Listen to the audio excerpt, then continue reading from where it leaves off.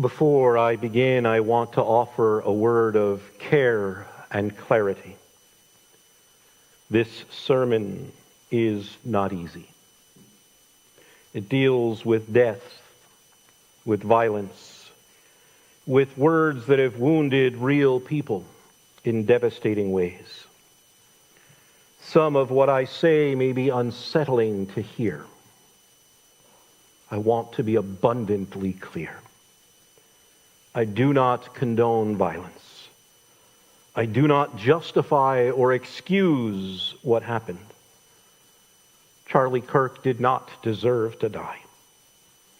I grieve his death. I grieve for his wife and children. I grieve for his family, for his loved ones, and for all who are left behind in shock and sorrow. At the same time, I believe it is important to speak truthfully about the rhetoric he built as his platform. Not because I take any pleasure in speaking ill of the dead, but because the harm of that rhetoric did not die with him. It is still alive. It is still shaping our world. It is still wounding God's children. So I invite you to listen with compassion, to hold grief and truth together, and to trust that God meets us even in words this difficult. The news broke and my news feed lit up. Charlie Kirk has been shot at an event in Utah. On social media, some were celebrating, almost giddy. Some were grieving, genuinely sad. Some were angry at the violence. Others afraid of what it means for us as a nation. Charlie Kirk was dead. And the reactions, they tell us something. This shooting didn't happen because of a difference of opinion. If it were simply that, we wouldn't be here. This was someone who built a whole platform out of mocking, out of belittling, out of turning cruelty into performance.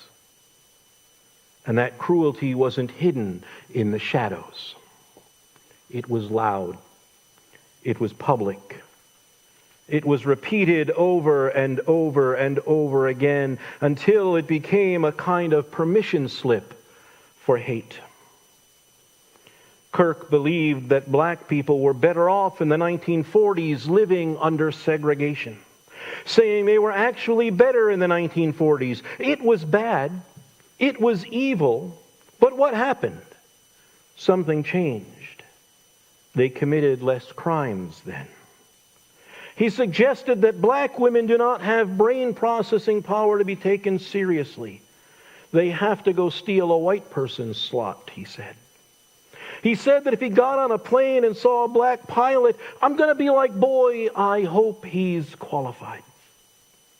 He declared that Leviticus 18 was part of God's perfect law when it came to sexual matters, and that homosexuals should be put to death. He called for Nuremberg-style trials for doctors who perform gender-affirming care. The list goes on and on, but I think you get the point. Now, I don't say any of this because I enjoy speaking ill of the dead. I say it because it's important to tell the truth, to name and confront the hurtful and harmful rhetoric, especially when so many are already attempting to rewrite history after his death, whitewashing and lionizing this man, wanting to canonize him, to hold him up as a martyr, even comparing him to MLK or JFK. This wasn't just careless talk. It wasn't simply provocative opinions. It was a whole worldview, A way of seeing the world where black lives were diminished, where women were belittled, where queer and trans people were disposable, where cruelty was celebrated as strength. Now again, let me be absolutely clear here. None of this justifies what happened to him. He did not deserve to die. No one deserves that. I'm not condoning, excusing, or celebrating his death. I am naming truth because truth matters, and because pretending otherwise only deepens the harm. And in that same twisted logic, he carried it into the way he talked about guns. Because if you can convince yourself that some people's lives don't count, it's not a far step to say that gun deaths, even the deaths of children, are just the cost of freedom. And here's the hypocrisy. Some are now saying that it's insensitive to bring up his own words. Insensitive to mention that he once said gun deaths were just the price we pay for the Second Amendment. But he didn't think it was insensitive when he said it in response to a school shooting in Nashville. When families were still raw in their grief, when the blood wasn't even dry, he said gun deaths were just the price we pay for the Second Amendment, and that the price was worth it. But worth it to who? I wonder if his wife thinks it was worth it. Or the parents at Sandy Hook, at Robb Elementary, at Parkland, at Stoneman Douglas. Did they think it was worth it? See, that's the double standard. We're told to be respectful now, to lower our voices, to hold our tongue. But where was that respect for the parents who lost their children? Where was the respect for families shattered by bullets? Where was that respect when he mocked their pain as just the price of freedom? Because here's the thing. The Second Amendment doesn't discriminate. When you say the price is worth it, you have to know that the bill will eventually come due. And now it has. So the reactions pour out: grief, anger, celebration, fear. All of it spilling over. All of it the overflow of years of wounds. Years of rhetoric that stripped away dignity. Years of cruelty paraded as truth. And here's what we need to say out loud. The way of Charlie Kirk is not the way of Jesus. Kirk said compassion is weakness. Jesus said compassion is the very heart of God. When he saw the crowds, Matthew tells us, he was moved with compassion. Gut deep, soul deep compassion. Kirk mocked his enemies. Jesus told us, love your enemies and pray for those who persecute you. Kirk turned cruelty into performance. Jesus turned kindness into a revolution. He told a story about a man beaten and left for dead. The religious leaders crossed the road, but the Samaritan stopped. He bandaged wounds. He paid for care. He showed mercy. Go and do likewise, Jesus said. Kirk said gun deaths are worth the price. A prudent deal. Jesus said, blessed are the peacemakers, for they will be called children of God. Blessed are the merciful. Blessed are those who hunger and thirst for righteousness. Kirk built a following on fear.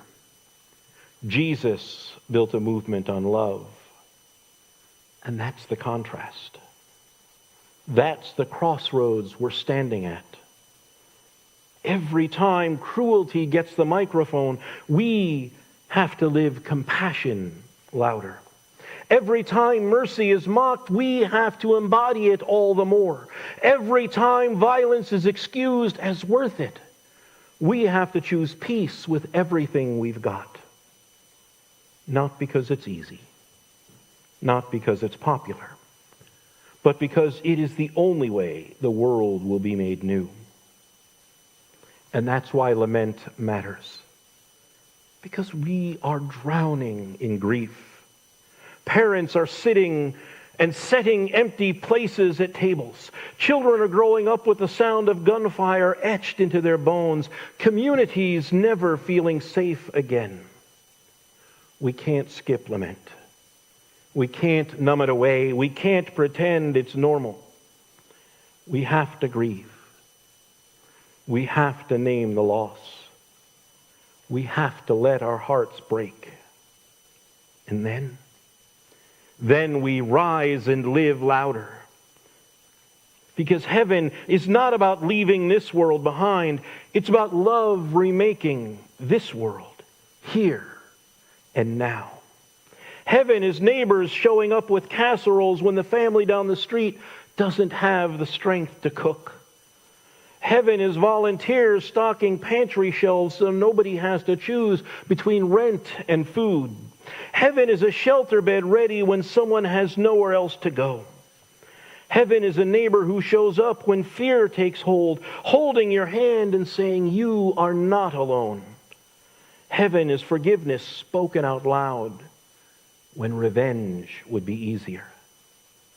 Heaven is strangers keeping vigil together, candles flickering, hearts wide open. That is heaven. That is resurrection. That is love's quiet rebellion against the powers of death.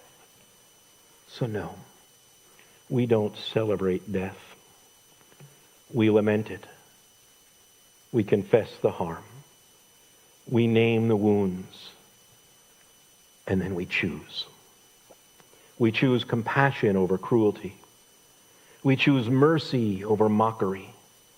We choose love over fear. We choose the way of Jesus. Not because it's safe. Not because it's simple. But because it is the only way the world will ever be made new. Amen.